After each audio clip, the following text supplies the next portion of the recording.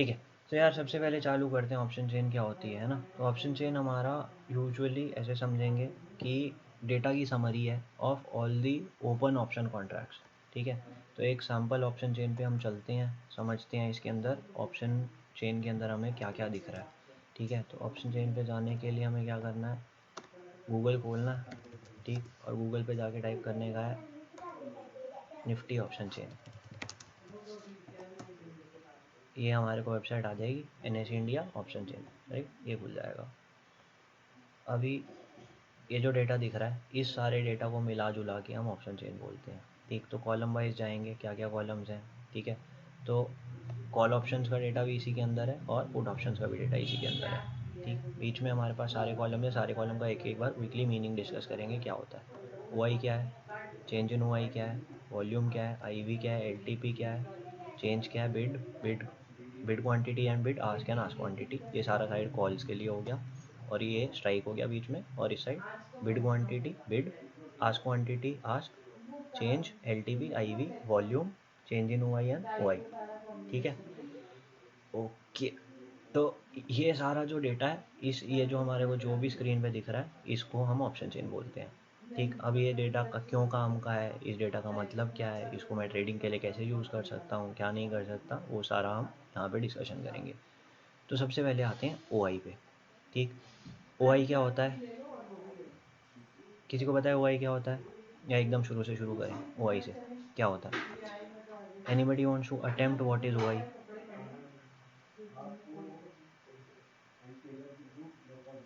यार पार्टिसिपेट करेंगे तो मज़ा आएगा। गलत पता है, सही पता है, थोड़ा पता है, आधा पता है, जो पता है बता दो, है ना। बाकी गैप जो भी रहेगा वो फिल करने के लिए तो मैं बैठा ही हूँ, है ना। आधा बताएंगे तो कोई बात नहीं, बाकी पूरा तो मैं करूँगा ही। बट हाँ, बताओ बताओ, बिल्कुल बताओ। हम्म। हम्म।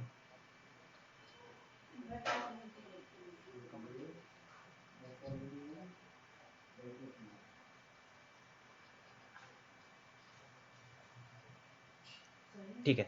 कुछ चीज़ें सही हैं, कुछ चीज़ें गलत हैं। मैं जो गलत है वो ठीक करता हूँ, एक बार मैं समझाता हूँ, बट गुड अटेम्प्ट। ठीक। तो यार कोई भी चीज़ है, कोई भी चीज़ है, चाहे वो एक कॉल ऑप्शन है। ठीक। एक कॉल ऑप्शन हम किसे बोलते हैं, आज जैसे निफ्टी चल रहा है 18,600 पे, तो 18,600 की एक कॉल, राइट। ट्रेड कब होएगी, जब कोई बायर होगा और कोई सेलर होगा। तो हमें क्या चाहिए, मुझे कोई भी ट्रेड कंप्लीट करने के लिए, right. For me to be able to complete a trade I need one buyer and one seller, right. तो एग्जांपल से बात करते हैं, एक 18,600 की CE ऑप्शन। ठीक है। मान लेते हैं कितने पे ट्रेड हो रही है, एक बार इसको देखते हैं। LTP इसका क्या है, 18,600 का LTP 174 रुपये, राइट। 174 रुपये पे, राइट। तो 18,600 एट 174। अब इसको कोई ना कोई एक बायर होगा जो ख़रीदना चाहता है और एक साथ में सेलर खड़ा होगा जो उसको 18,600 CE को बेचना चाहता है। ठीक है। तो एक बायर और एक सेलर मिलके क्या होएगा, एक क्वांटिटी की ट्रेड होएगी, right. One buyer if buys 18,600 CE at the rate of 174। ठीक है। There needs to be one seller, right, who is the counterparty to this trade, counterparty to this trade, right। मतलब जो खरीद रहा है उसके सामने एक खड़ा हुआ सेलर है, वो उसको बेच रहा है, राइट। तभी तो ट्रेड पूरी होएगी। तो ये दोनों ट्रांजैक्शन कंप्लीट होने के बाद OI खड़ा करते हैं इक्वल टू 1 का। ठीक है। अभी जो भाई साहब ने अटेम्प्ट किया था वो बोले थे कि OI 2 हो जाता है, OI 2 नहीं होगा। इस केस में OI 1 रहेगा। ठीक है। एक बायर एक सेलर मिलके अगर एक कॉन्ट्रैक्ट खड़ा करते हैं जो कि अभी ओपन है, बायर ने बाय कर लिया और सेलर ने सेल कर दिया, राइट। दोनों की पोजीशन अभी ओपन है। ठीक। तो OI हो जाएगा 1। अभी थोड़ी देर बाद मानते हैं यही दोनों है मार्केट में, और कोई तीसरा चौथा इंसान नहीं है। हमारा बायर था, बायर का नाम मान लेते हैं, बायर भाई साहब A थे। ठीक है। और सेलर का नाम था, सेलर भाई साहब B थे। तो A ने 18,600 खरीदी, 18,600 की कॉल खरीदी थी 174 रुपये पे, और सेलर भाई साहब ने 18,600 की कॉल 174 रुपये पे बेच दी थी। दोनों का OI, दोनों की पोजीशन जो है जॉइंट पोजीशन मिला के एक OI 1 का क्रिएट करके बैठी हुई थी, राइट।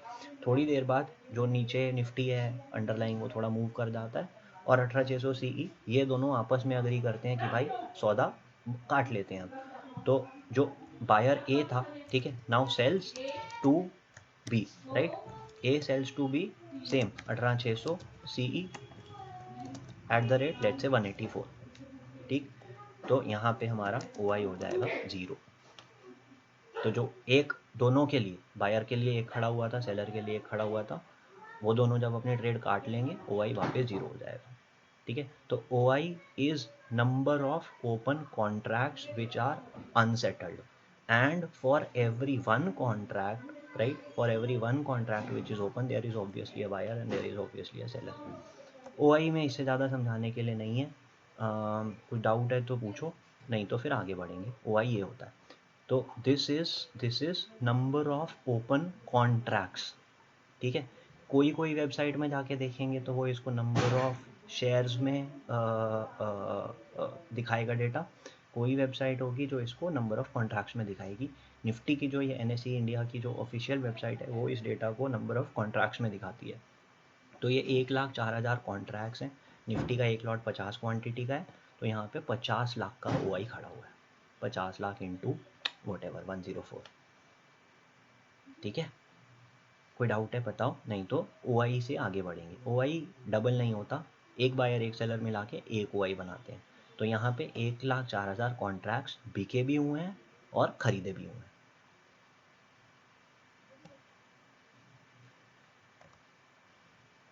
ठीक। आगे बढ़े, ठीक है, ओके। अब इसी में आगे का अगला कॉलम देखते हैं। ऑप्शन चेन में अगला कॉलम क्या है? अगला कॉलम है चेंज इन OI, ठीक है। तो चेंज इन OI क्या है? OI में चेंज कितना हुआ।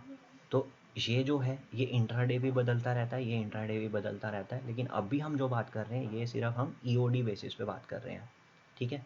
तो EOD बेसिस पे अगर मैं बोलूँ तो क्या हुआ है यहाँ पे, आज क्या डेट है, आज 3 तारीख है, ठीक। आज तो मार्केट खुली नहीं थी, तो 2 तारीख एंड ऑफ द डे पे ऑप्शन चेन हमारे को इस तरह की दिख रही है, ठीक। कौन सी एक्सपायरी देख रहे हैं हम 8 दिसंबर की एक्सपायरी का डेटा देख रहे हैं, ठीक। चेंज इन OI क्या बता रहा है? चेंज इन OI मुझे ये बता रहा है कि आज यहाँ पे इतना OI ऐड हुआ है, ठीक है। इतना OI ऐड हुआ है का क्या मतलब कि भाई कल शाम तक, एक दिन पहले तक यहाँ पे सिर्फ 20,000 का नंबर था। ये जो 84,000 का नंबर है ये इसमें जुड़ गया, तो 20,000 और 84,000 मिल के यहाँ पे 1,04,000 का नंबर बन गया है। तो एक दिन में 84,000 नए कॉन्ट्रैक्ट्स खड़े हुए हैं, मतलब 84,000 बायर्स और 84,000 सेलर्स बोले कि मुझे 18,700 पे ऑपरेट करना है। तो 18,700 84,000 कॉन्ट्रैक्ट्स बिके और 84,000 ही 18,700 के कॉन्ट्रैक्ट्स खड़े हुए, ठीक है। और टोटल हमारा ओपन इंटरेस्ट 1,04,000 हो गया। वो कल तक क्या था, कल अगर इसी पेज को मैंने 1 तारीख शाम को आके देखा होता तो यहाँ पे 20,000 दिखता मुझे, ठीक। ये हो गया चेंज इन OI। कोई प्रॉब्लम है इसमें? ठीक है, आगे बढ़ते हैं, वॉल्यूम पे आ जाते हैं, ठीक है। अब वॉल्यूम क्या है, ये जो हमारा इतना OI चेंज हुआ है, ठीक है। तो ये EOD का है, बीच में दिन में क्या हुआ होगा, इसी एग्जांपल को हम आगे जाके अपना बढ़ाते हैं, ठीक। कि ये जो है ये ट्रेड कैसे हो सकती है, ट्रेड कैसे हो सकती है। तो वॉल्यूम का हमारा ट्रेड से क्या रिलेशनशिप है, ठीक है। एक सेकेंड, हमारा वॉल्यूम का OI से क्या रिलेशनशिप है, ठीक। तो सबसे पहले अपना एग्जांपल लेता हूँ, तो कॉल में से मैं नाम यूज़ कर लेता हूँ, आशीष है, ठीक है। एक मेरे को ये नाम याद रहता है, एक सुशील भाई हैं, ठीक है। तो हम 3 लोग हैं, हम 3 ही हैं मार्केट में, और कोई चौथा है नहीं, ठीक। मान लेते हैं मार्केट हम 3 ही चलाते हैं और कोई चौथा आदमी नहीं है, ठीक। तो सबसे पहले जब मार्केट शुरू हुई आशीष ने कॉल बाय करी, राइट। तो ये पहली ट्रेड है, पहली ट्रेड मैंने कॉल बाय करी, और यही वाली कॉल मेरे को बेची किसने थी, मेरे को मान लेते हैं स्पंदन भाई ने ये कॉल बेची थी, ठीक है। तो इस ट्रेड के एंड पे OI क्या खड़ा हुआ था, OI 1 खड़ा हुआ था, ठीक है। और इस ट्रेड के एंड पे वॉल्यूम क्या खड़ी हुई थी, वॉल्यूम भी 1 हुई थी। कोई डाउट है? अगर हमारा मॉर्निंग का पहला ट्रेड हुआ, मैंने कॉल खरीदी है, स्पंदन भाई ने कॉल बेची है, वॉल्यूम 1 OI 1, ठीक, ओके। अब दूसरी ट्रेड जो होती है वो होती है स्पंदन भाई के बीच में और सुशील भाई के बीच में,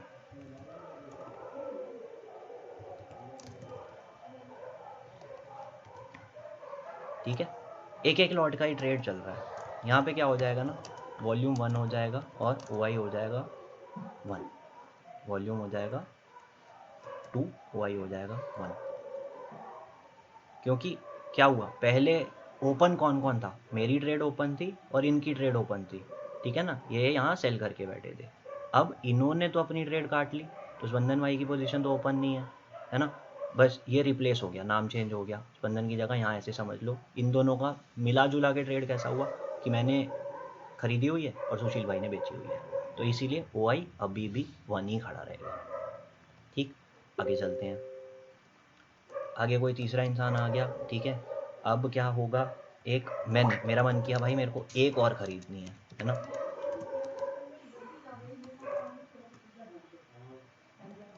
ठीक है, मेरा मन किया भाई मेरे को एक और ख़रीदनी है। अभी कौन बेचना चाहता है, स्पंदन भाई बोल रहे हैं चलो भाई मैं फिर से बेच दूँगा, ठीक है। तो यहाँ पे क्या हो जाएगा, वॉल्यूम 3 OI 2, क्लियर है। अभी यहाँ पे क्या है, मैंने 2 बाय कर रखे हैं, एक स्पंदन ने बेच रखा है, एक सुशील ने बेच रखा है, ठीक। फिर चौथी ट्रेड मान लेते हैं, ठीक है, मेरा मन किया भाई मेरा हो गया, अभी मेरे को सेल करनी है, ठीक है। और पांचवी ट्रेड भी मेरे को सेल करनी है, ठीक है।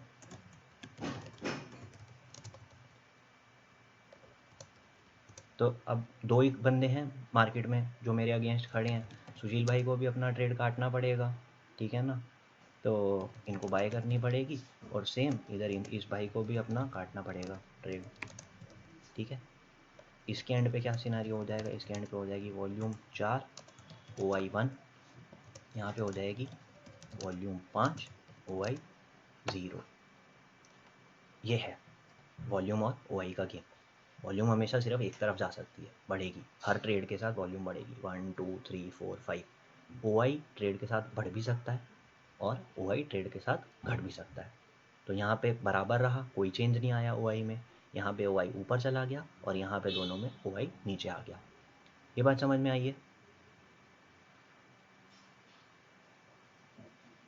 हेलो, ठीक है। तो ये OI इस तरह से चलता है, वॉल्यूम इस तरह से चलती है, और इस तरह से मार्केट पार्टिसिपेंट्स आते रहेंगे और जाते रहेंगे, ठीक है।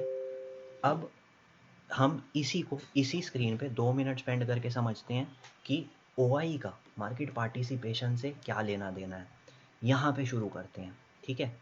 एंड ये बताने से पहले एक हम ऐसा मान के चलेंगे कि जो सेलर है ना, जो भी सेलर है कॉन्ट्रैक्ट का, वो ज़्यादा तेज़ है मार्केट में, उसका व्यू ज़्यादा सही है, हमेशा सेलर जीतेगा। तो हम सेलर क्या कर रहा है मार्केट में, उस हिसाब से मार्केट का व्यू बनाएंगे।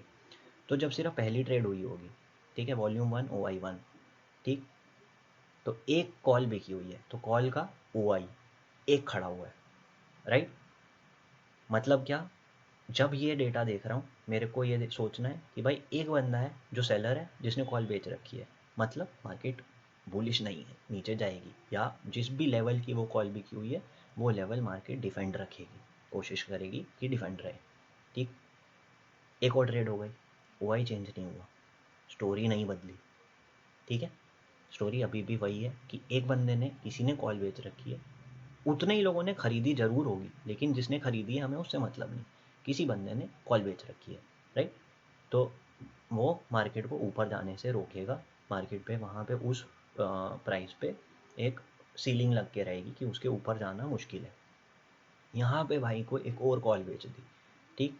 तो ये लेवल 18,600 का था मान लेते हैं, तो 18,600 पे अगर एक कॉल पड़ी हुई थी, ठीक है, अब वो 2 कॉल है, तो 18,600 पे जब एक कॉल पड़ी हुई थी, हमारा मानना क्या था कि 18,600 टूटना टफ होएगा।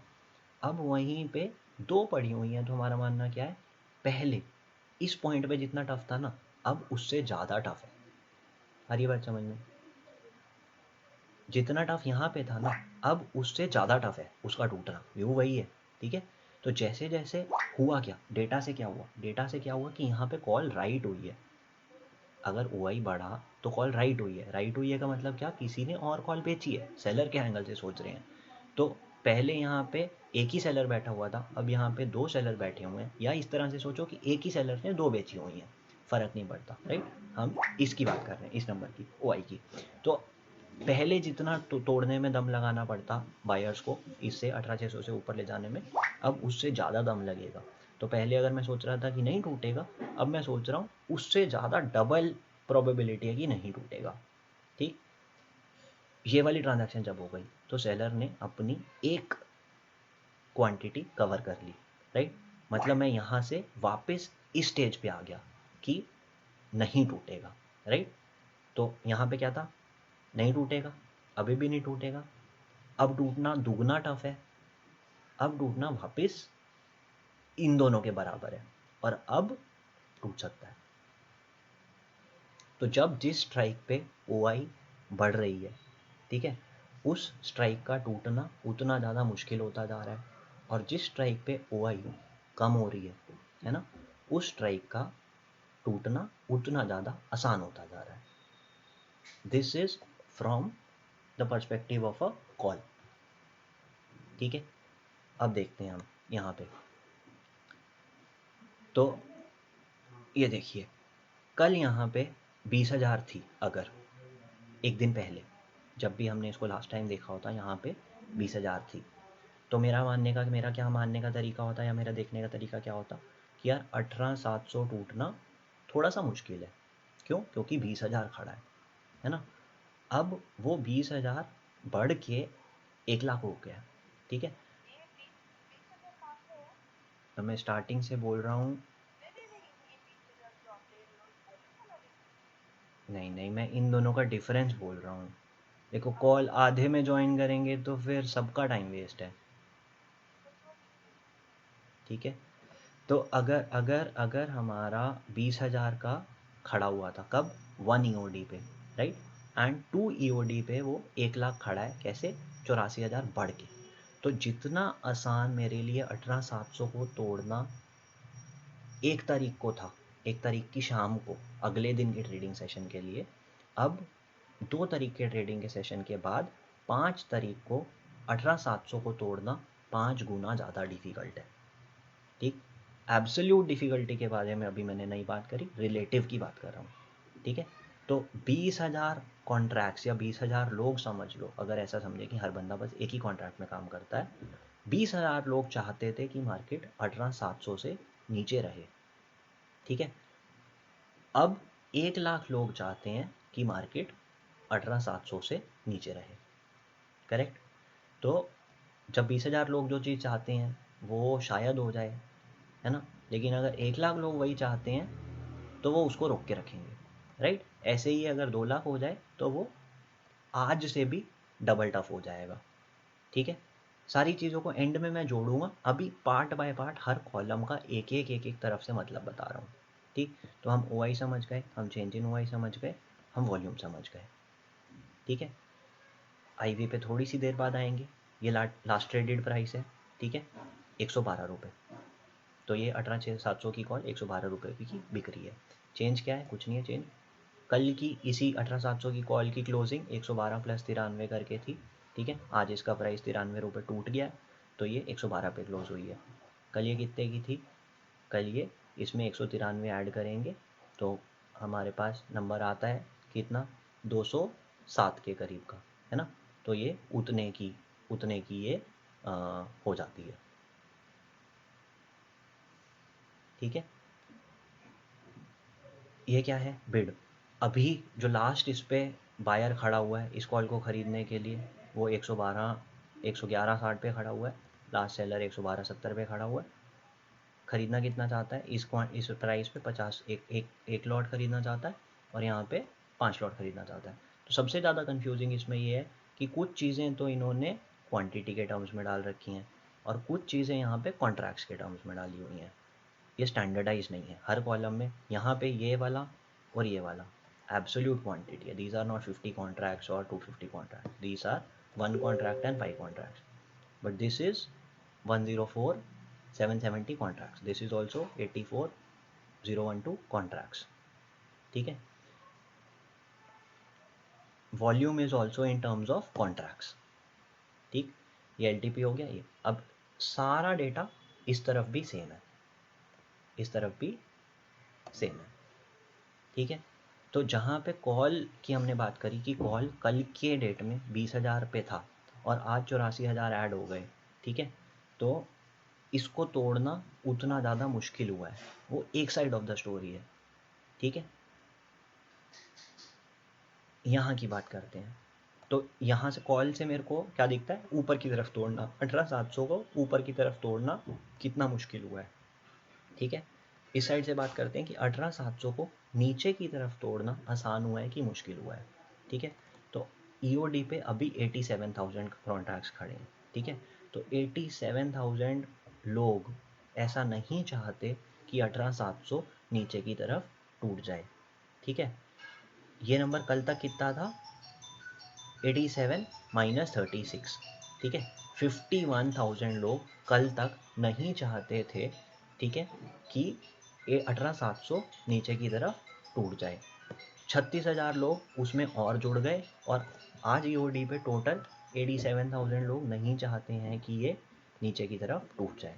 राइट, तो अब इधर देखो, कॉल साइड पे इतने लोग हैं जो नहीं चाहते कि 18,700 ऊपर टूटे और इतने लोग हैं जो नहीं चाहते कि 18,700 नीचे टूटे। ठीक है, इन दोनों में से ज़्यादा बड़ा नंबर कौन सा है, ये वाला नंबर है। ठीक है, कॉल ज़्यादा है तो ज़्यादा लोग हैं जो नहीं चाहते कि ऊपर की तरफ टूटे, तो इसको टग ऑफ वॉर की तरह समझे। ठीक है, एक टीम रस्सी खींच रही है इधर उधर से, दोनों तरफ मार्केट में तो वैसे ही चलता है ना। यहाँ पे रस्सी खींचने वाले ज़्यादा हैं, यहाँ पे रस्सी खींचने वाले कम है। ठीक है, एट द मनी की हम बात कर रहे हैं, ये एट द मनी स्ट्राइक है। ठीक है ना, तो अभी कॉल सेलर्स ज़्यादा कॉन्फिडेंट हैं कि 18,700 नहीं टूटेगा then put sellers, both in terms of total OI also that has been built 87 and 104, also in terms of change in OI that has been done। यहाँ पे अगर ये लोग इतना ज़्यादा कॉन्फिडेंट होता, पुट सेलर कॉन्फिडेंट होता, यहाँ पे ज़्यादा बेच के जाता ना। कल की स्टोरी देखेंगे, कल क्या था, यहाँ पे कितना था, 51 था, यहाँ पे सिर्फ 20 था। ठीक है, पुट सेलर ज़्यादा स्ट्रॉन्ग था, पुट्स की साइड ज़्यादा स्ट्रॉन्ग थी। एक दिन का डेटा इसमें हमने जब और जोड़ दिया, ये तो हमारा 51 से कहाँ पहुँचा, सिर्फ 87 पहुँचा, लेकिन ये 20 से 1,04,000 पहुँच गया। ठीक है, तो इस दिन कॉल सेलर्स ने ज़्यादा अग्रेसिवली काम किया है। और क्यों किया है, क्योंकि हमारे को प्राइस एक्शन भी अगर याद हो तो फ्राइडे को मार्केट नीचे ही आई है, तो ऐसा ही होना चाहिए था। कॉल सेलर को ज़्यादा कॉन्फिडेंट फील होएगा कि मार्केट ऊपर नहीं जाएगी, रैदर दैन पुट सेलर बोले कि मार्केट नीचे नहीं जाएगी। राइट, ये एक बेसिक हमने क्या क्या डेटा है, इसको कैसे रीड करने का है। ठीक है, एट द मनी की स्ट्राइक से मैंने एक तरह से स्टोरी वीव करने की कोशिश करी है। क्वेश्चंस हैं, पूछो और फिर उसके बाद हम आगे चलेंगे।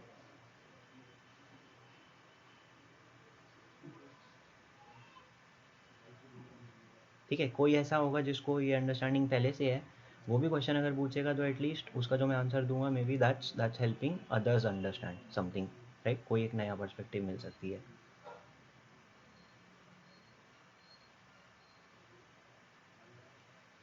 हाँ बताओ।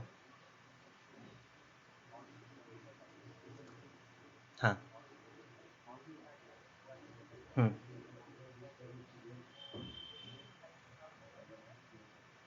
सॉरी, कॉल की साइड जो ओ आई है वो क्या,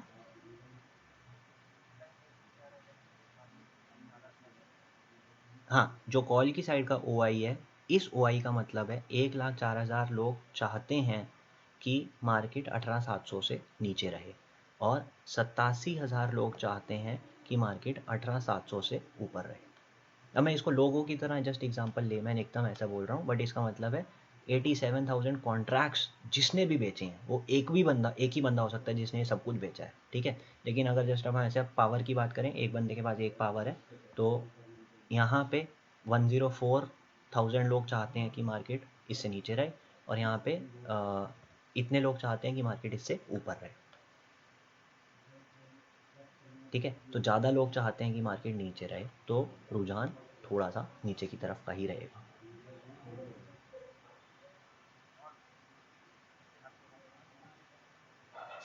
ठीक है। और कोई क्वेश्चन?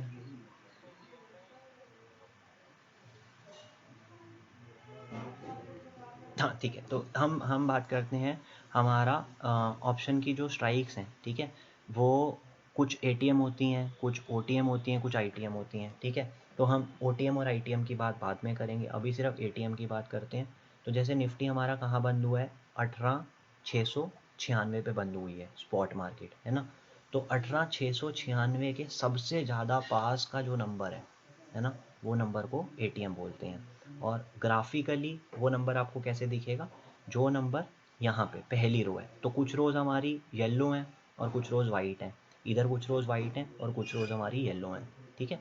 तो जो भी आपकी कॉल साइड की पहली वाइट रो होगी, है ना, या आखिरी आखिरी आपकी जो कॉल साइड की आखिरी येलो रो होगी, है ना, वो आपका एटीएम स्ट्राइक होता है। ऐसे ही पुट साइड पे जो आपकी आखिरी येलो रो होगी, वो आपका एटीएम स्ट्राइक होता है, या पहली वाइट रो आपका एटीएम स्ट्राइक होता है।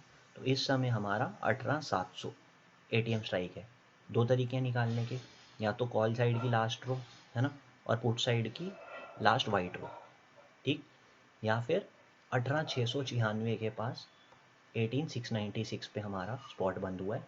18,696 से सबसे पास जो भी यहाँ पे नंबर है वो एटीएम स्ट्राइक है,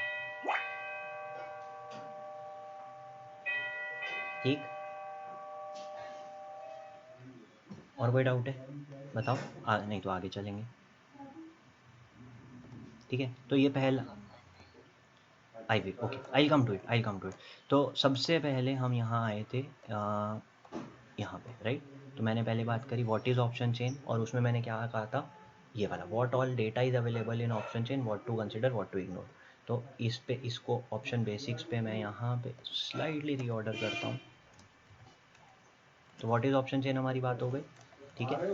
what all data is available in option chain हमारी बात हो गई। इसमें से क्या कंसिडर करना है, क्या हमें इग्नोर करना है, ये क्विकली कवर करते हैं। एक इसमें से कॉलम रह गया है, कौन सा कॉलम रह गया, आईवी का कॉलम रह गया, वो मैं इसमें कवर करूँगा, अंडरस्टैंडिंग ऑप्शन ग्रीक्स में,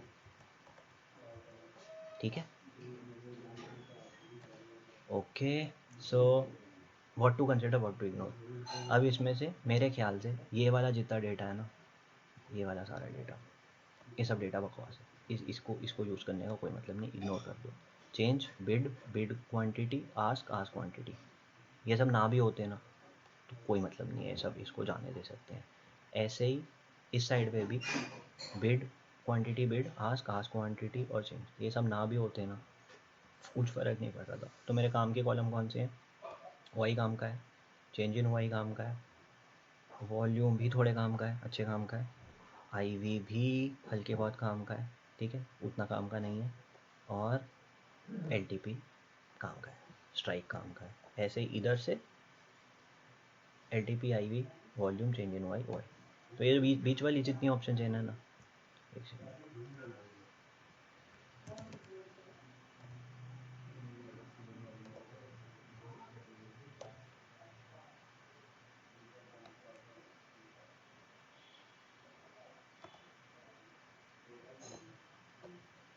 इतनी ऑप्शन नहीं है मेरे किसी काम की नहीं है, ये सब कचरा है, ये हटा सकता हूँ, आई डोंट नीड दिस, ये वाला पार्ट नहीं चाहिए मुझे, यहाँ से लेकर ये सब कचरा है, ठीक है।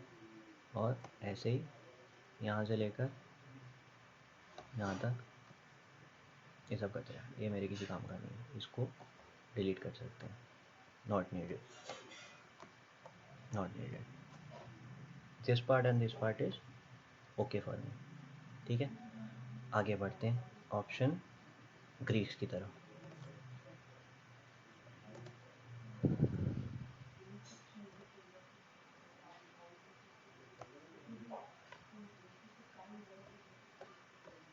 ठीक है, तो यार ऑप्शन में वैसे तो 5 ग्रीक्स हैं, ठीक है, लेकिन हमारे लिए सिर्फ 3 काम के हैं, हम सिर्फ उन 3 की बात करेंगे। हाँ जी,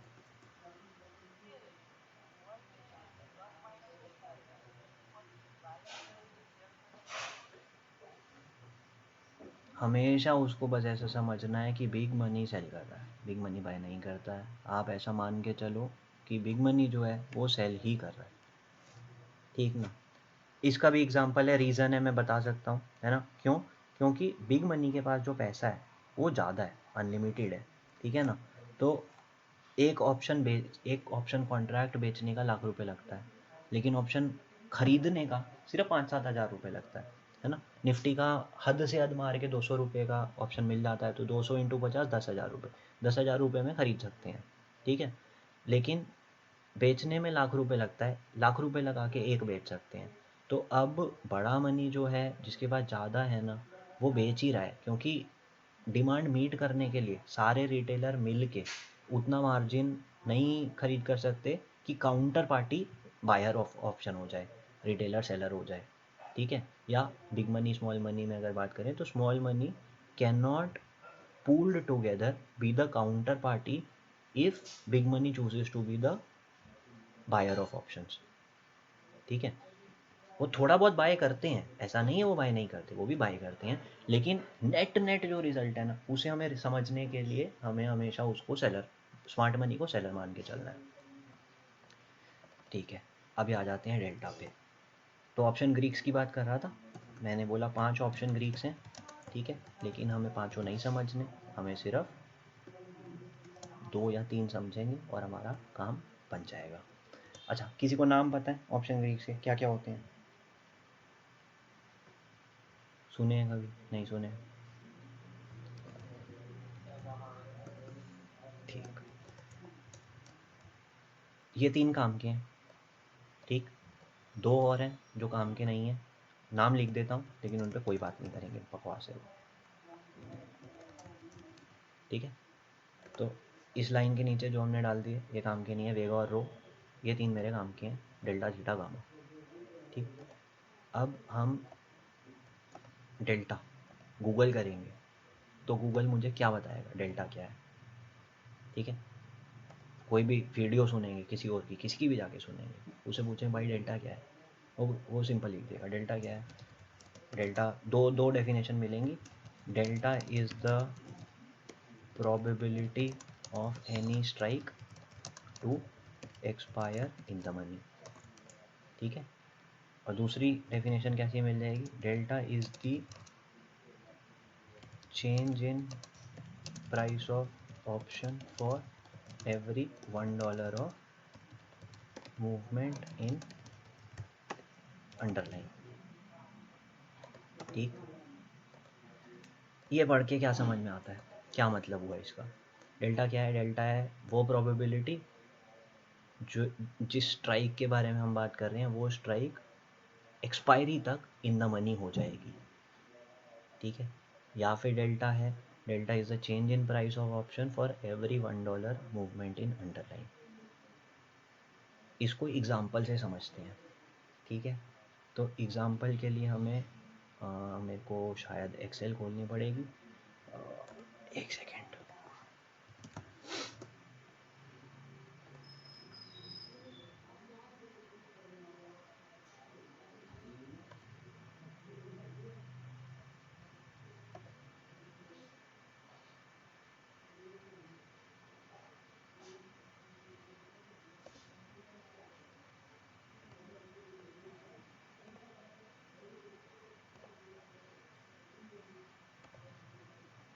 ठीक है, तो एक तो बना देते हैं स्पॉट क्या है, प्राइस क्या चल रहा है, ठीक है। हमने कौन सी स्ट्राइक की बात करी हुई है, ठीक है।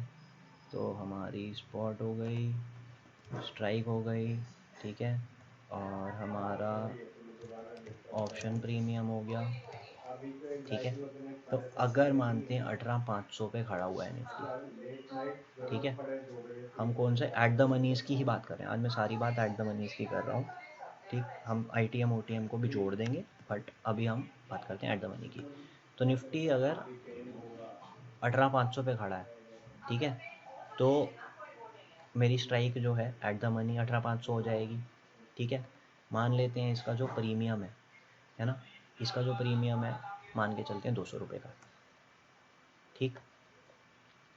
ओके, अब स्पॉट क्या कर सकती है? स्पॉट या तो ऊपर जा सकती है या तो स्पॉट नीचे जा सकती है, है ना। तो पहले बात करते हैं, स्पॉट ऊपर चली गई है ना, तो स्पॉट अगर 18,510 हो गई, क्या लगता है 18,500 में ये जो 200 रुपये की कॉल थी, जब स्पॉट स्पॉट जिसको हम अंडरलाइन बोल रहे हैं, अंडरलाइन 10 रुपये से हिल गया, तो ऑप्शन प्रीमियम कितने रुपए से हिला होगा? 200 की जगह क्या हुआ होगा इसका?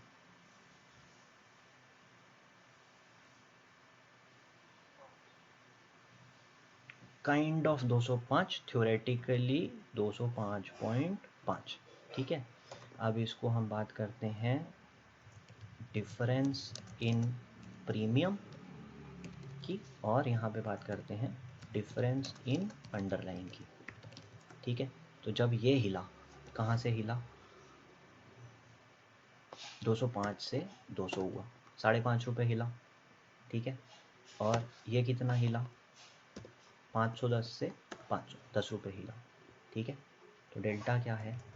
डेल्टा ये है, delta is 55, 55% is the delta. ठीक, तो delta is defined as the rate of change, right, of premium, right, for every $1 move in the underline. Underline अगर 1 रुपये से बदल रहा है तो प्रीमियम एट द मनी की स्ट्राइक का, या किसी भी स्ट्राइक का, जिस स्ट्राइक की आप बात कर रहे हो, वो कितने से बदलेगा? वो डेल्टा है। ठीक, तो OTM स्ट्राइक्स के लिए डेल्टा आधा होता है 0.5, इन द मनी स्ट्राइक्स के लिए डेल्टा, कॉल साइड की बात कर रहा हूँ, ठीक, तो फॉर कॉल OTM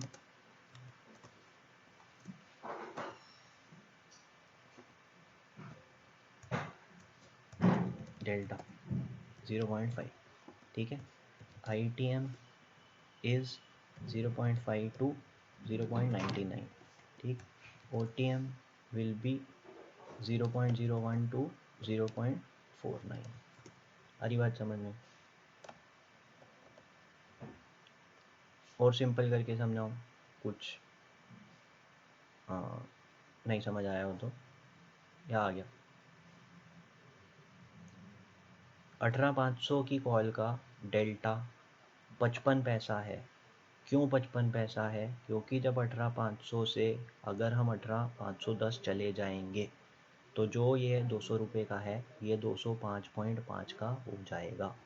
तो ये हिला 5.5 रुपये से, जब स्पॉट हिली है 10 रुपये से, तो अगर इसको यूनिटरी मेथड से हमने 1 रुपये पे कितना हिलता वो निकाल लिया, 55 पैसा हिलता, इसलिए 55 पैसा इस स्ट्राइक का इस समय,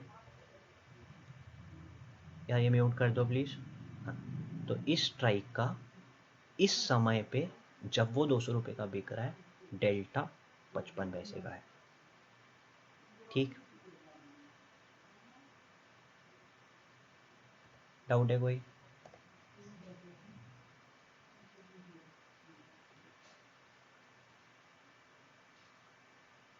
हेलो,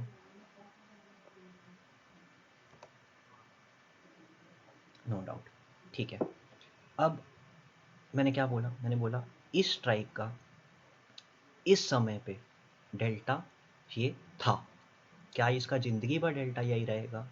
नहीं, इसका ज़िंदगी भर डेल्टा ये नहीं रहेगा। अब आ जाते हैं यहाँ पे, स्पॉट 18,520 हो गई, तो 18,500 की जो स्ट्राइक थी, ठीक है, वो कितने रुपए की होएगी? स्क्रीन तो शेड है, स्क्रीन नहीं दिख रही है?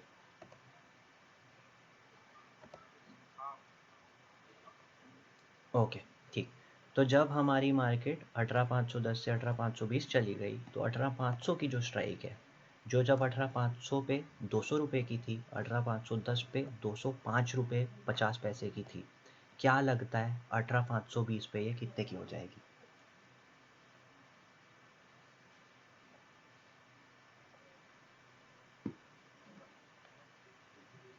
ठीक है, तो मेरे हिसाब से ये 212 रुपये की हो जाएगी। ठीक है, अब देखते हैं क्या हुआ। 1 सेकेंड,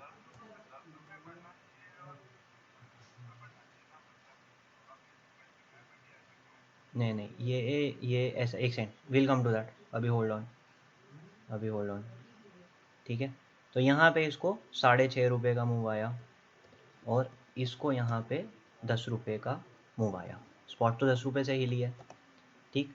इन वाले 10 रुपये के लिए ये 5.5 से हिला था और इन वाले 10 रुपये के लिए ये 6.5 से हिला था, ठीक है। तो इसका डेल्टा बढ़ के कितना हो गया, डेल्टा बढ़ के 0.65 हो गया। ये वाली बात समझ में आई है? ठीक है, डेल्टा यहाँ पे इस समय पे स्पॉट 18,500 है और स्ट्राइक भी 18,500 है, ठीक है। तो स्पॉट भी 18,500, स्ट्राइक भी 18,500, एट द मनी के लिए डेल्टा, ये मैंने OTM गलत लिख दिया, my bad, eight the money, eight the money के लिए डेल्टा 0.5। अब ये जब हम 18,510 पे हैं, अभी भी एट द मनी है, बट थोड़ा सा इन द मनी हो गए हैं क्या, है ना। इस पे जब चले गए थोड़ा सा और इन द मनी हो गए हैं क्या, ठीक है। तो जैसे जैसे मैं और इन द मनी होता जाऊंगा, और ज़्यादा इन द मनी होता जाऊंगा, मेरा डेल्टा बढ़ता जाएगा, ठीक है। इसी को आगे चल के प्ले करता हूँ। मार्केट पहुँच गई 18,700 पे, ठीक है, और स्ट्राइक 18,500 वाला ही, ठीक है।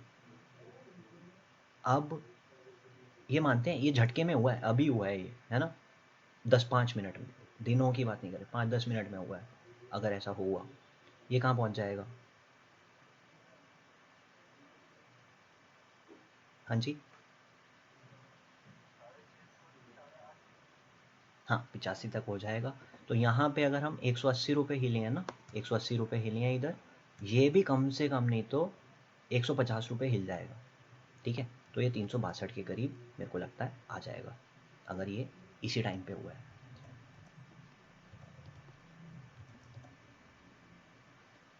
ये कैलकुलेशन समझ में आई है?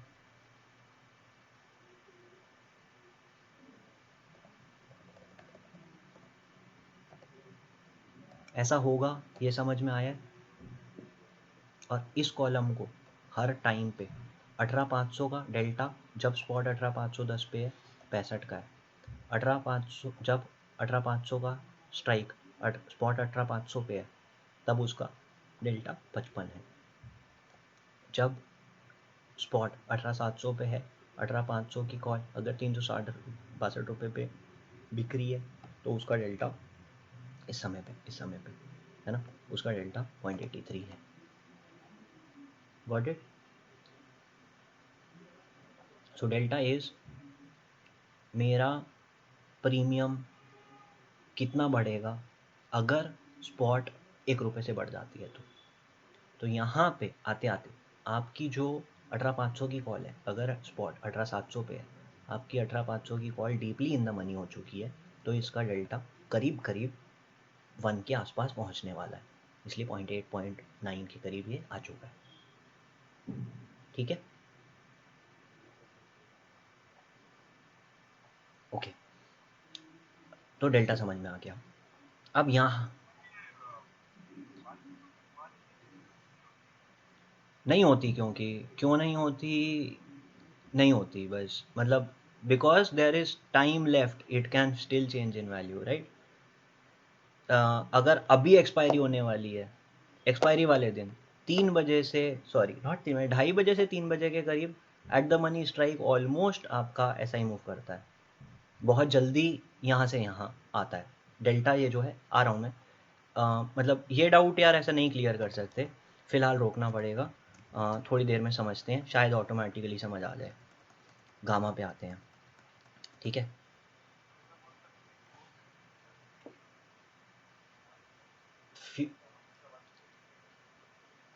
डीप इन द मनी में 0.99 तक जा सकता है, उसे मान लो 1 है, ठीक है ना। मतलब जब मार्केट 18,500 पे खड़ी है, आप 16,500 की कॉल खरीदोगे, नहीं नहीं, आप 16,500 की कॉल लेने जाओगे तो वो 1 रुपये पे 1 रुपया ही बढ़ेगी।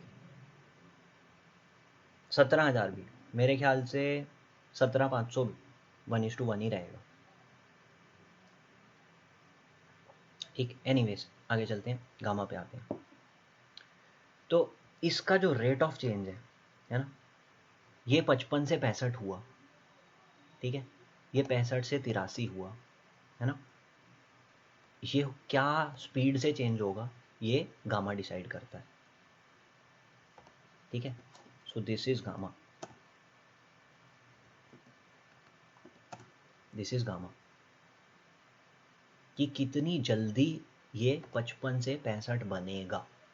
अभी 55 है, ठीक है, ये 10 पॉइंट में 65 बन जाएगा, या 20 पॉइंट में 65 बनेगा, या 50 पॉइंट में 65 बनेगा, ये कौन तय करता है, ये गामा तय करता है,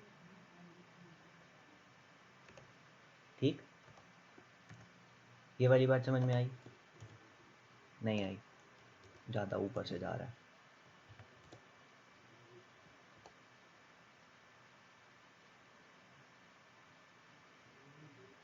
कौन सा स्ट्राइक अभी किस डेल्टा पे है, ठीक है, और उसका डेल्टा किस स्पीड से बढ़ेगा, वो चीज़ गामा तय करता है।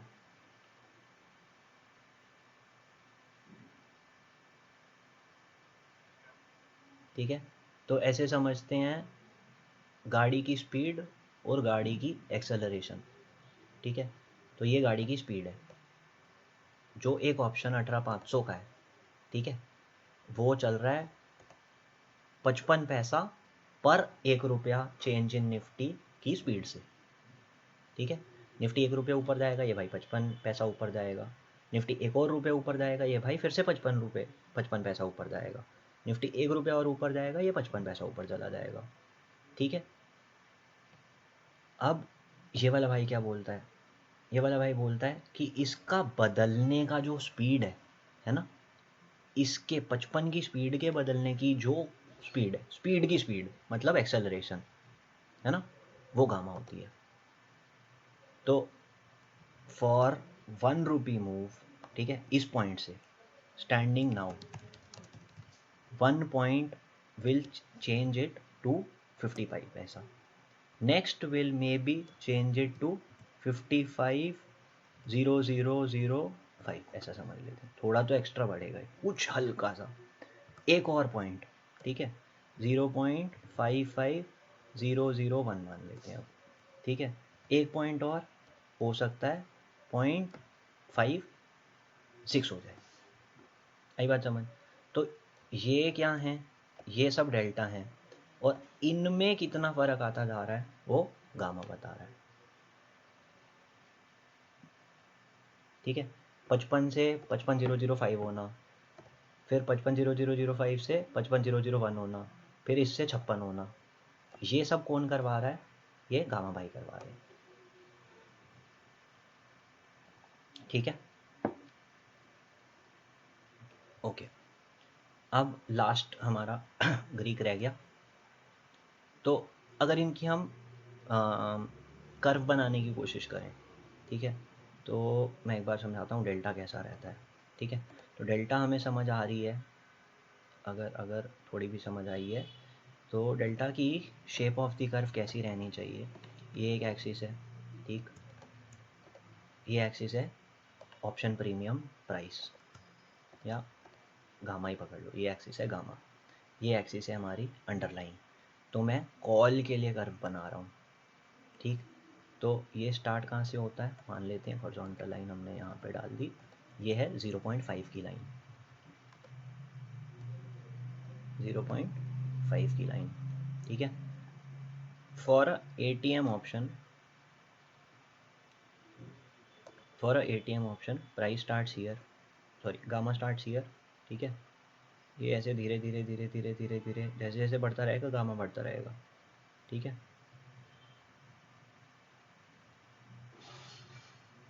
ऐसा करके ये करीब करीब यहाँ पे 0.99 की तरफ आ जाएगा इन ड्यू टाइम, यहाँ पे जैसे जैसे मेरा अंडरलाइन बड़ा है, ठीक।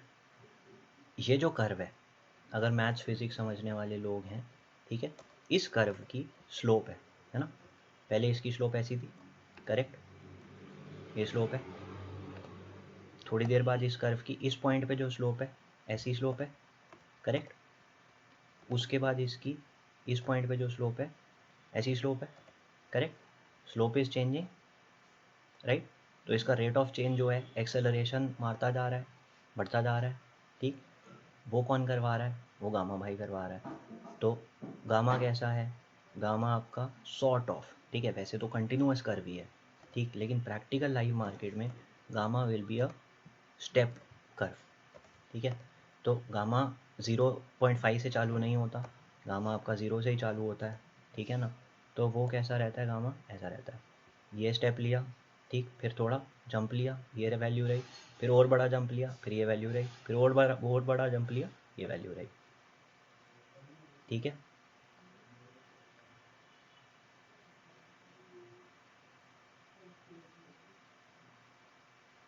और लेकिन क्योंकि ये मैक्सिमम 0.99 ही जा सकता है, उसके बाद इसको ज़िंदगी भर 0.99 ही रहना है, चाहे स्पॉट कहीं भी चला जाए। आ रही बात समझ में?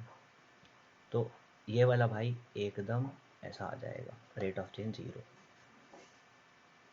आई समझ में? Delta can only reach a maximum of 0.99, it cannot go any further. Gamma can only help delta reach 0.99 earlier, slowly, and then fast. But once it has reached 0.99, gamma भाई cannot do anything. Gamma भाई will go to 0. अभी तू कहीं भी चला जा, मैं तो कुछ नहीं कर सकता, ठीक है। लास्ट ऑप्शन ग्रीक पे आ जाते हैं। लास्ट ऑप्शन ग्रीक कौन सा हमारा?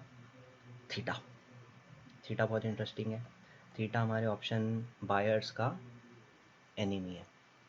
थीटा क्या है? Theta is the value that the option will lose with time if market doesn't go anywhere, ठीक। तो 18,500 की स्ट्राइक मान लेते हैं, निफ्टी 18,500 की स्ट्राइक पे 200 रुपये का बिक रहा है। 200 रुपये का कब बिक रहा है? आज मार्केट खुली हुई है, निफ्टी सुबह सुबह 18,500 पे चल रहा है स्पॉट, 18,500 का जो ऑप्शन है वो 200 रुपये का बिक रहा है, ठीक है। एक दिन बीत गया, निफ्टी कहीं भी गया, ऊपर गया, नीचे गया, नीचे गया तो वापस ऊपर आ गया, ऊपर गया तो वापस नीचे आ गया, बट अगले दिन सुबह तक, अभी भी 18,500 पे ही है। क्या लगता है, जो 18,500 की कॉल 200 रुपये की बिक रही थी कल सुबह 9 सवा 9 बजे, अभी वो आज सवा 9 बजे अगर स्पॉट वहीं के वहीं है, कितने की बिकेगी?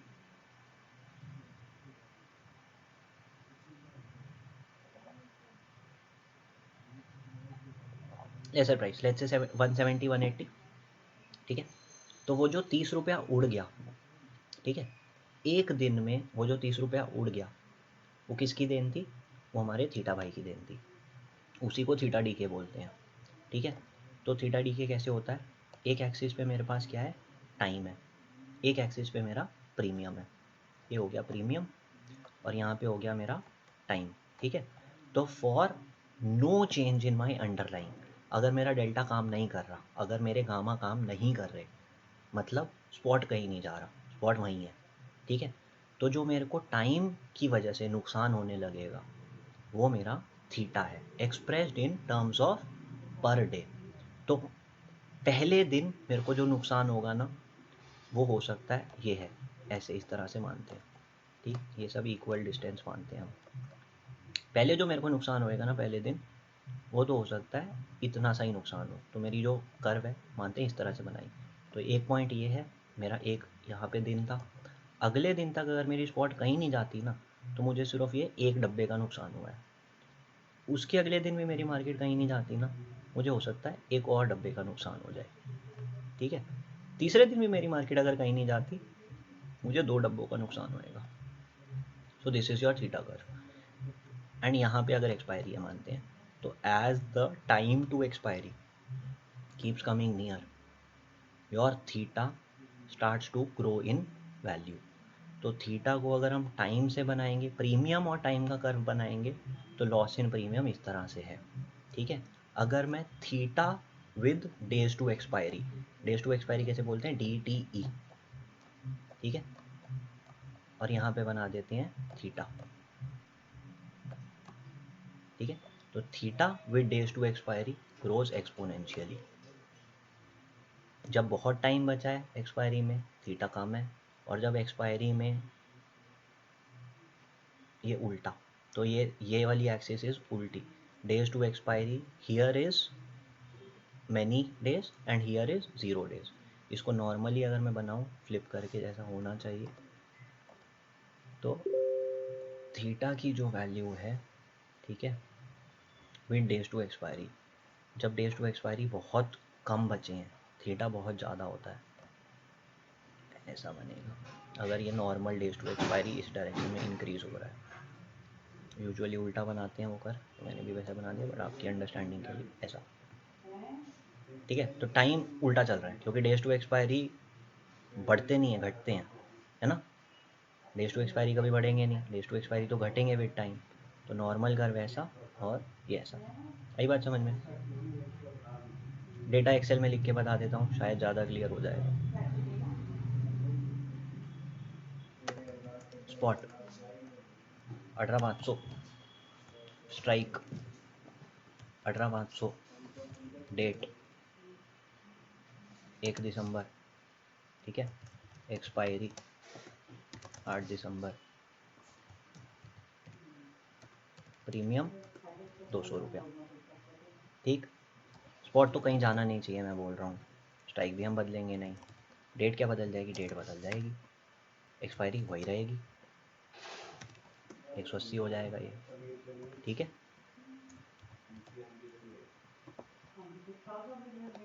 3 दिसंबर, ऐसे ही 4, 5, 6, 7, 8 दिसंबर, एक्सपायरी सारी 8 दिसंबर, एक्सपायरी तो 8 दिसंबर ही है, तो इसको यहाँ पे तो क्या होना पड़ेगा, 0 होना पड़ेगा ना, कोई चांस ही नहीं है उसके पास और कोई। करेक्ट बोल रहा हूँ कि गलत बोल रहा हूँ। अगर 18,500 की स्ट्राइक है, स्पॉट 18,500 रह जाता है, 8 दिसंबर को एक्सपायरी है, 8 दिसंबर को ये 0 ही होना है, ठीक।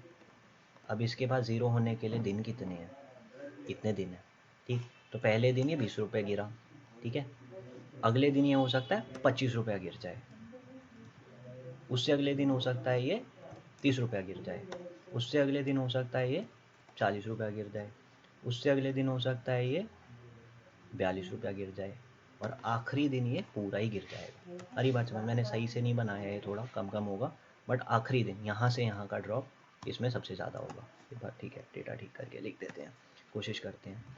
तो यहाँ पे इसको मान लो लास्ट दिन 40 गिरना है, ठीक है, उससे पहले 38 गिरा होगा या 30 गिरा होगा, उसके पहले 28 गिरा होगा, उसके पहले 25 गिरा होगा, है ना, उसके पहले 22 गिरा होगा, उसके पहले भी 22 गिरा होगा, ये सारा मिला के 200 हो गया, नहीं हुआ तो बढ़ाना पड़ेगा, 50, 35,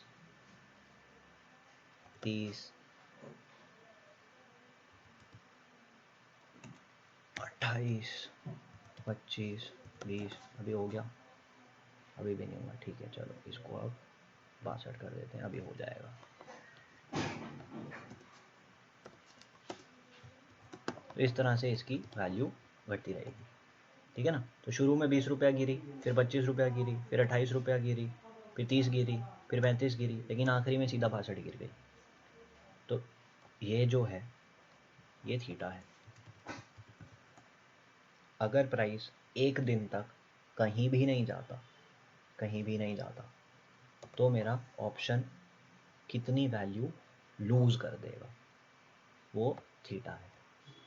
तो प्राइस तो कहीं भी नहीं जा रहा, लेकिन टाइम चले जा रहा है, तो एक दिन का टाइम चले जाने से मेरा ऑप्शन कितनी वैल्यू लूज़ कर देगा, वो थीटा है। आई थिंक सफिशिएंटली हमने इस पर बात कर ली है। डाउट है तो बताओ, नहीं तो आई थिंक आगे बढ़ सकते हैं। तो हमें क्या समझ आ गया, हमें ऑप्शन ग्रीक भी थोड़े बहुत समझ आ गए, ठीक है। कहाँ डाला है मैंने, राइट, ऑप्शन ग्रीक्स हमने चुन लिए, अंडरस्टैंडिंग ग्रीक्स हो गया, ऑप्शन चेन क्या है, ऑप्शन चेन में क्या क्या डेटा होता है, हो गया। अब आते हैं स्ट्राइक सिलेक्शन पे, चलें आगे बढ़ें स्ट्राइक सिलेक्शन पे, ठीक, ओके। तो अब यार मैंने 3 अपने ये समझ लिए है ना, मैंने अपने 3 जो ऑप्शन के ग्रीक्स हैं वो मैंने समझ लिए, राइट। तो कौन किसका दोस्त है और कौन किसका दुश्मन है, हम वो समझ लेते हैं कॉल बायर के पर्सपेक्टिव से, ठीक है। कॉल के लिए, है ना, कॉल के बायर के लिए और सेलर के लिए, बायर के लिए और सेलर के लिए। थीटा किसका दोस्त है?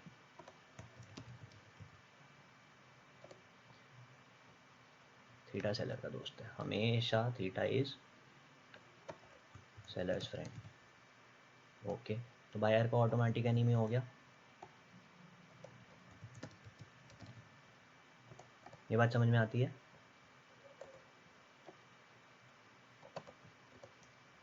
ओके, अब आते हैं डेल्टा पे। डेल्टा क्या है? किसका दोस्त है, किसका दुश्मन है?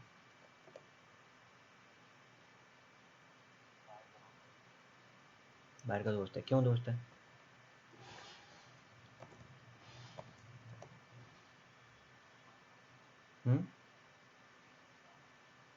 गामा को छोड़ दो, डेल्टा अकेला, alone delta. A call buyer will, दूसरी तरह पूछता हूँ, a call buyer will prefer a higher delta और a lower delta. Call buyer को मार्केट ऊपर ले जाना चाहता है। मार्केट सच में ऊपर चली गई, ठीक है ना, मार्केट अगर सच में ऊपर चली गई तो उसको फ़ायदा होना चाहिए, उसको ज़्यादा फ़ायदा होना चाहिए। ज़्यादा फ़ायदा कब होगा? जब डेल्टा ज़्यादा है ना।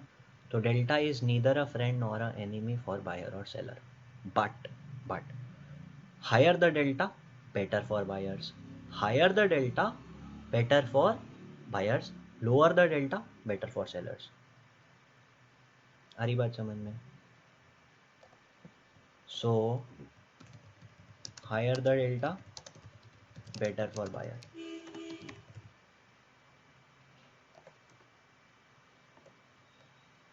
ओके,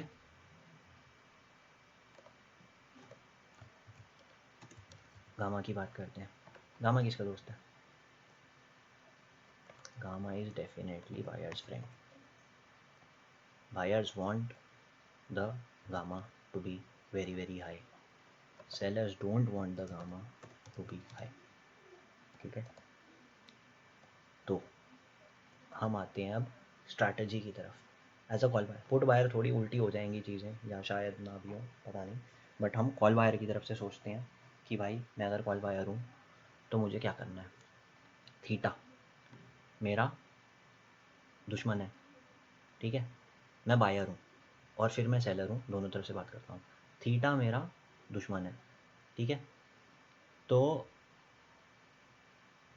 मेरे को क्या चाहिए? मेरे को चाहिए कि as a buyer of options I should be buying far expiry options, correct.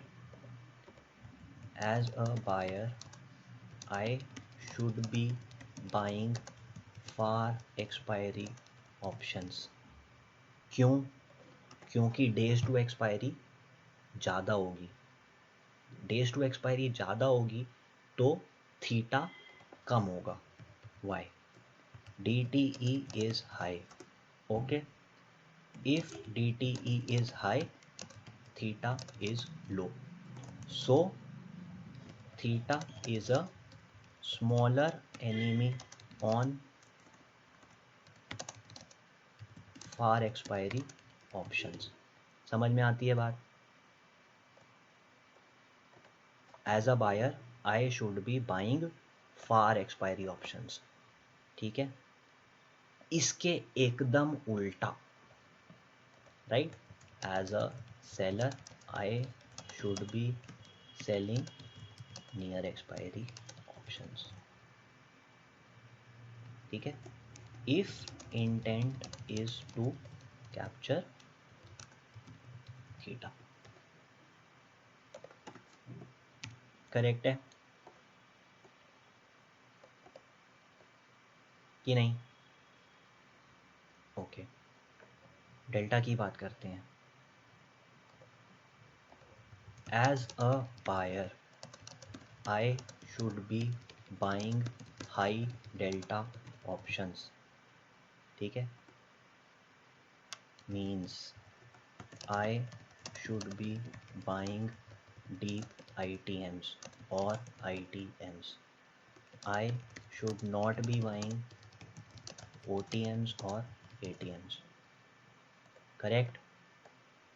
ATM का डेल्टा छोटा होगा, OTM का डेल्टा उससे भी छोटा होगा, ITM का डेल्टा बड़ा होगा, डीप ITM का डेल्टा बहुत बड़ा होगा. तो भाई अगर मैं सही हूँ तो मैं पैसा तो बड़ा कमाऊँ. करेक्ट. उल्टा, as a seller I should be selling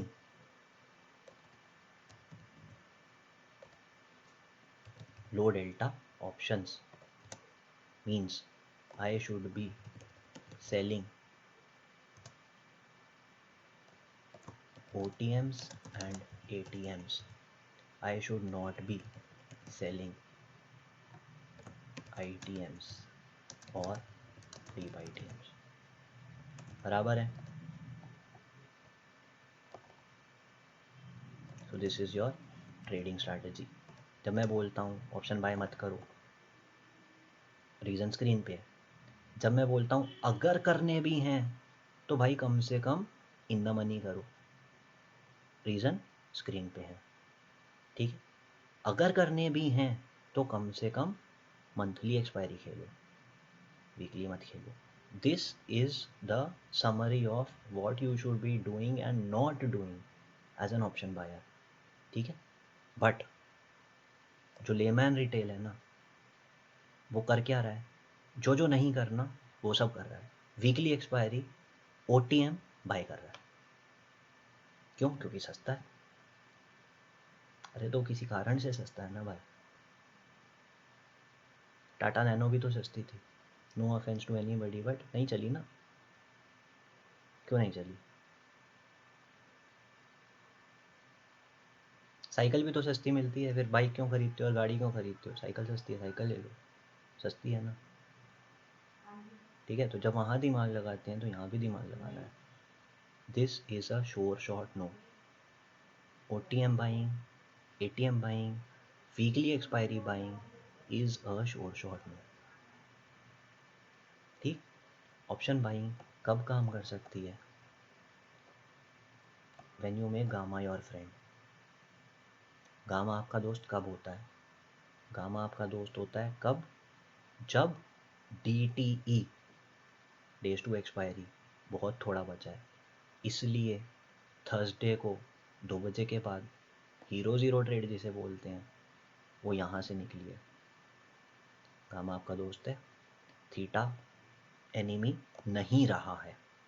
हरी बात समझ में? क्योंकि डेज टू एक्सपायरी जो होना था वो तो हो चुका है. ठीक है. Theta is not a pain for you on Thursday after 2 PM. Gamma is your friend.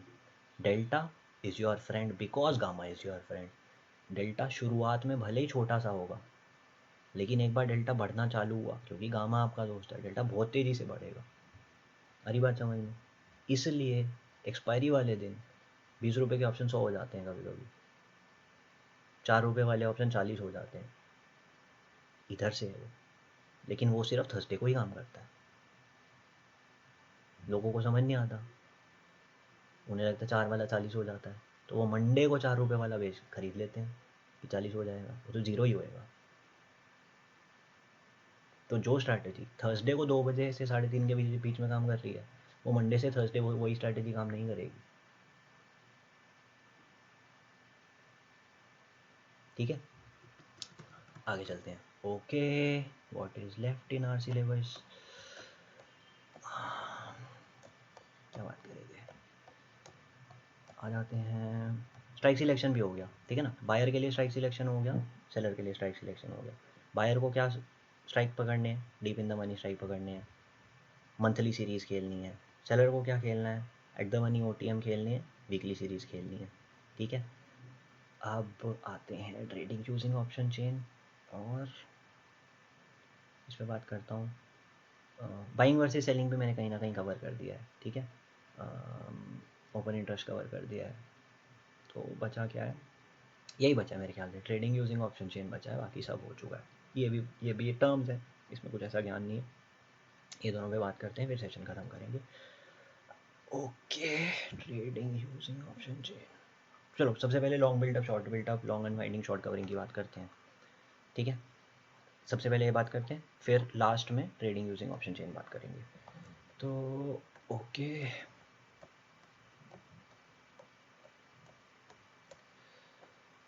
Excel में आता हूँ वापस से। राइट, ठीक है। तो किसी चीज़ का, ये हम ऑप्शन चेन से ही निकाल सकते हैं वैसे तो, ठीक है ना। किसी चीज़ का जो प्राइस है, ठीक है, प्राइस वो क्या हो सकता है, अप हो सकता है, डाउन हो सकता है। और किसी चीज़ का ओ आई या तो अप हो सकता है, डाउन हो सकता है, बराबर है। और तो कुछ नहीं हो सकता, ठीक है। अगर प्राइस ऊपर गया है और ओ आई भी ऊपर गया है, ठीक है, तो यहाँ पे हम बोलते हैं फ्यूचर में अगर ऐसा होएगा, फ्यूचर्स में अगर ऐसा होएगा, ठीक है, तो ये जो टर्म्स हैं ये ऑप्शंस पे वैलिड नहीं होती, फ्यूचर्स पे ही वैलिड होंगी, ठीक है ना। ऑप्शन पे थोड़ा सा हट के समझना पड़ेगा, वो भी मैं बता देता हूँ, ठीक है ना।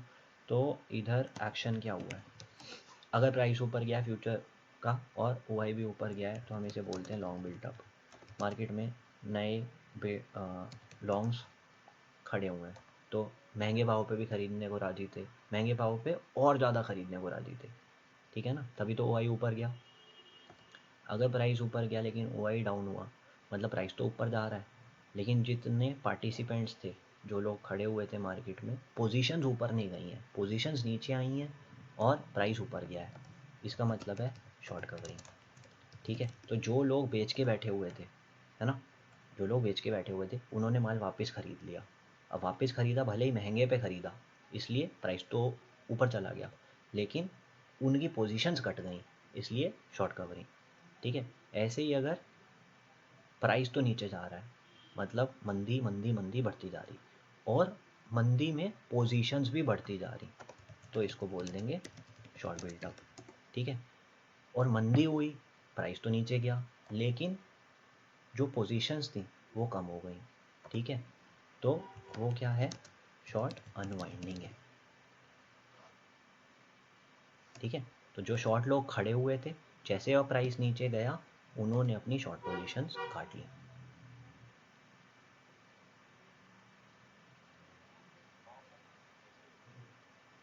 हैं, होता है इन्हीं में से, कॉम्बिनेशन यही है, ठीक है ना। इसी को बोल लो शॉर्ट अनवाइंडिंग बोल लो या लॉन्ग अनवाइंडिंग बोलो, नाम वही है, क्योंकि अनवाइंड हुआ है, ठीक है ना। तो लॉन्ग अगर अनवाइंड हुआ है तो शॉर्ट को ये तो काटना ही पड़ेगा ना। एक लॉन्ग के लिए एक शॉर्ट बंदा बैठा हुआ है यार मार्केट में, है ना, तो शॉर्ट अकेला कट गया, लॉन्ग नहीं कटा, तो इसको बोल लो, इसको कैसे समझोगे, लॉन्ग ने लॉस बुक किया है ना, तो वो लॉन्ग अनवाइंडिंग है, और शॉर्ट ने प्रॉफिट बुक किया है तो शॉर्ट अनवाइंडिंग है। दोनों बाहर ही निकले हैं मार्केट से, है ना, सेम ही है, तो दैट डजंट मैटर, इस तरीके का है, but this is valid for futures. देखो शॉर्ट कवरिंग क्या है, अगर कोई फ्यूचर मैंने बेच रखा है, 100 रुपये पे बेच रखा है, ठीक है, तो किसी ने ज़रूरी सी बात है किसी ने 100 रुपये पे ख़रीदा भी होगा, बराबर है ना। अब होने को क्या क्या हो सकता है, तो वही वापस आ जाते हैं, ओ आई कैसा है, प्राइस कैसा है। 100 रुपये के भाव पे एक ओ आई खड़ा हुआ था, किसी ने ख़रीदा हुआ था, किसी ने बेचा हुआ था, बराबर, ओ आई एक खड़ा है। अब प्राइस अगर 120 हो जाएगा तो क्या हो सकता है, ओ आई 2 भी हो सकता है ना, और ओ आई 0 भी हो सकता है। अगर ओ आई 2 हुआ, इसका क्या मतलब, मार्केट में नए लॉन्ग आए हैं, और इसका क्या मतलब हुआ, मार्केट में लॉन्ग बाहर गया है, ठीक है, या फिर साथ में दूसरी तरफ से मार्केट से शॉर्ट बाहर गया है, क्योंकि जो भी था इनमें से एक बंदा लॉन्ग था और एक बंदा शॉर्ट था ना। ओ आई घटने का मतलब मार्केट में से पार्टिसिपेशन कम हुई है, और ओ आई बढ़ने का मतलब मार्केट में पार्टिसिपेशन बढ़ी है। तो 120 पे अगर पार्टिसिपेशन बढ़ी है तो 100 पे जो खरीद रहा था और 120 पे भी और खरीदी करी गई है ना, तो नया लॉन्ग आया है मार्केट में बाहर से, है ना, तो इसको बोलते हैं लॉन्ग बिल्टअप। प्राइस ऊपर 100 से 120, ओ आई ऊपर 1 से 2, ये है लॉन्ग बिल्टअप। ये है क्या, प्राइस तो 100 से 120 अप, लेकिन प्राइस ओ आई डाउन, ओ आई 1 से 0। अब ऐसा करने में किसको जल्दी होगी, लॉन्ग को प्रॉफिट बुक करने की जल्दी होगी कि शॉर्ट को लॉस बुक करने की जल्दी होगी? ऑब्वियसली लॉस को शॉर्ट बुक करने की जल्दी होगी, है ना। तो इसका मतलब क्या है, मार्केट में लॉन्ग बाहर गया है मतलब लॉन्ग प्रॉफिट में बाहर गया है, मार्केट से शॉर्ट बाहर गया है मतलब मार्केट से शॉर्ट लॉस में बाहर गया है। ये शॉर्ट कवरिंग होती है आपकी। शॉर्ट ने अपनी पोजीशन कवर कर ली, लॉस बुक कर लिया, बाहर हो गया। इसलिए शॉर्ट कवरिंग कभी सच्ची तेजी नहीं होती, सच्ची तेजी हमेशा लॉन्ग बिल्टअप होता है।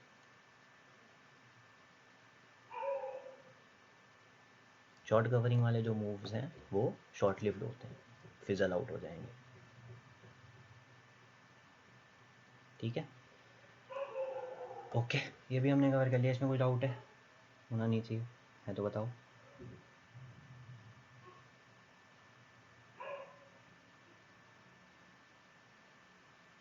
भाई लोग सो जाते हैं क्या यार? हाँ, वीडियो रिकॉर्ड हो रहा है यार, वीडियो रिकॉर्ड हो रहा है, मैं रिकॉर्डिंग यूट्यूब पे डाल दूँगा, ठीक है। चलो लास्ट पार्ट पे आते हैं, फिर उसके बाद गुड नाइट करेंगे, वीकेंड ख़त्म होने वाला है अपना। क्या था last part, how to trade using option chain था मेरे ख्याल से, ऐसा ही कुछ था, ठीक है। तो आते हैं अब ऑप्शन चेन पे, अब ट्रेड कैसे बनाऊँ, ठीक है। तो यार यहाँ से बात करते हैं, अगेन एक ही साइड से बात करता हूँ, दूसरी साइड को अपने आप समझ जाना।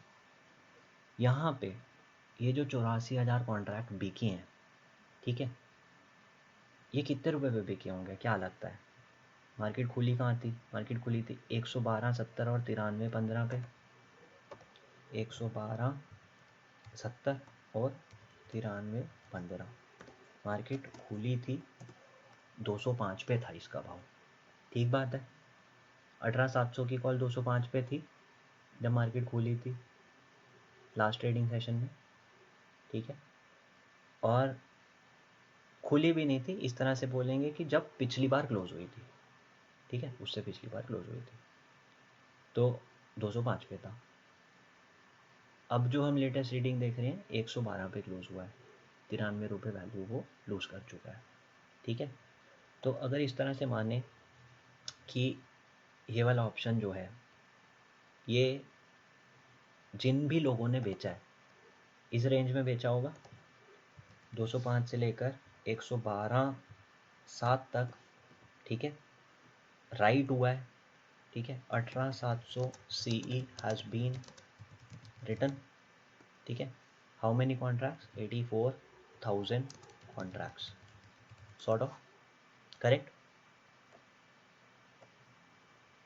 अब अगर मुझे पता चल जाए कि यार ऑन एन एवरेज, राइट, ये तो बहुत बड़ी रेंज है, ऑन एन एवरेज, ठीक है, वो कहाँ राइट हुए हैं, ये 84,000 कॉन्ट्रैक्ट्स का एवरेज सेलिंग प्राइस क्या है, तो वो क्या हो जाएगी, वो हो जाएगी 2 दिसंबर की वीवैप हो जाएगी, 2 दिसंबर वीवैप ऑफ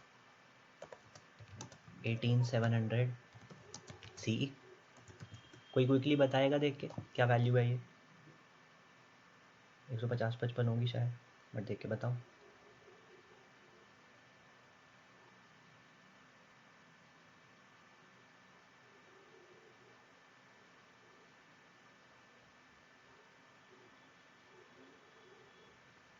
कोई बता रहा है क्या?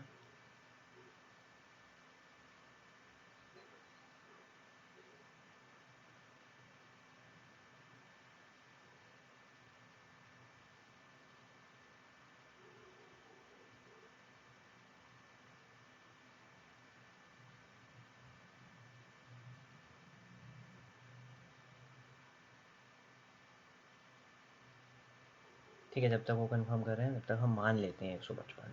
ठीक, तो 2 दिसंबर की जो ट्रेडिंग सेशन हुई उसमें 18700 सीई के 84,000 कॉन्ट्रैक्ट्स ऑन एन एवरेज 155 रुपये पे बिके हैं। ठीक है,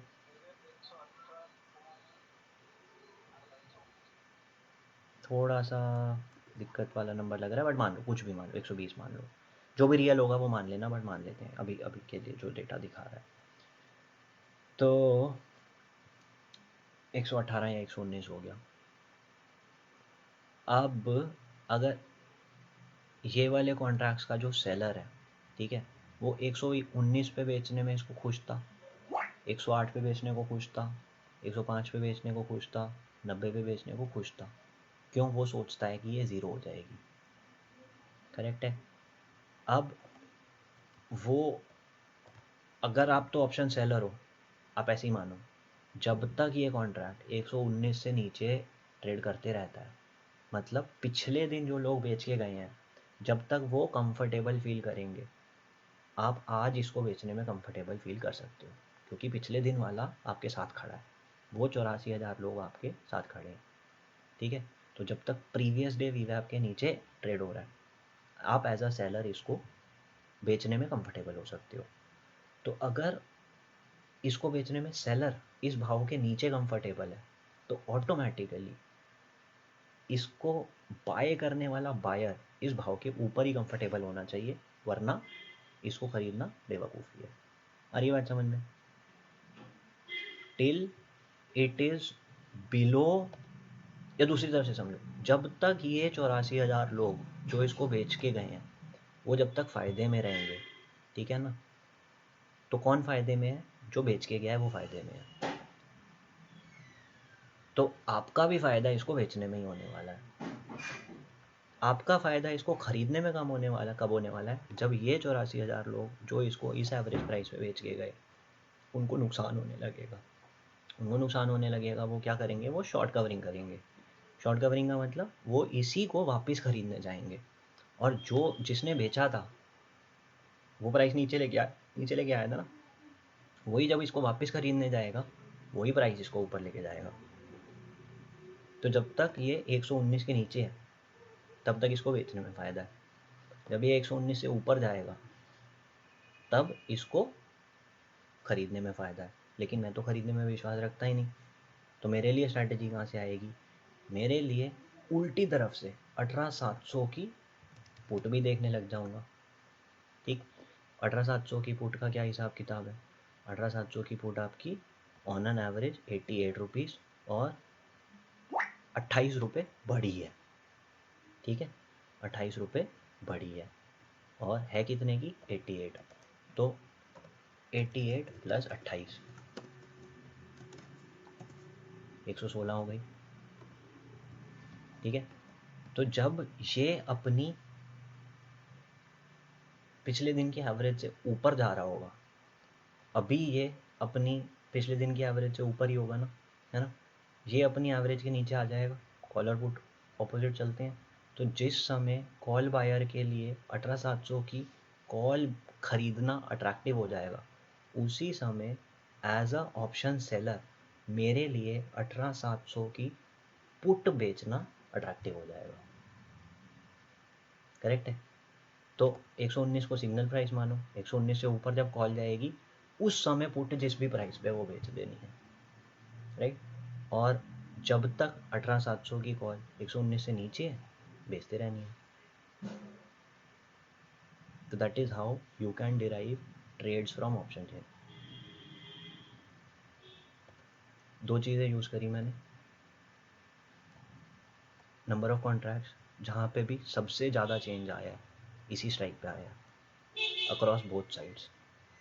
ठीक है, तो I have identified a point when these 84,000 contracts will feel endangered and run for cover. That is the average price at which these have been sold. तो भाई साहब ने बोला कि वो 119 नंबर है, मुझे लगता नहीं 119 होना चाहिए, बट जो भी है उस पर, तो जब तक ये कंफर्टेबल है ये वाला कॉन्ट्रैक्ट, तो बेचने के भाव में रहेगा, बेचेंगे। जब वो इससे ऊपर आएगा ये वाला कॉन्ट्रैक्ट खरीदने के भाव में बन जाएगा, लेकिन मेरे को तो ख़रीदना नहीं है। जब यही वाला कॉन्ट्रैक्ट कॉल साइड अगर ख़रीदने के भाव में आ रही है तो पुट तो बेचने के भाव में आ जाएगी, उसी समय आप पुट बेच सकते हो 18,700 की। As option seller, what's in your interest? It's in your interest to be selling ATMs और OTMs एंड नियर एक्सपायरी। ठीक, कंटेंट अभी तो मेरे पास इतना ही है। कोई क्वेश्चन आंसर है, डाउट है, मैं क्लियर कर सकता हूँ, बट अदरवाइज जितना मेरा प्लान्ड पार्ट था यहाँ पे ख़त्म होता है।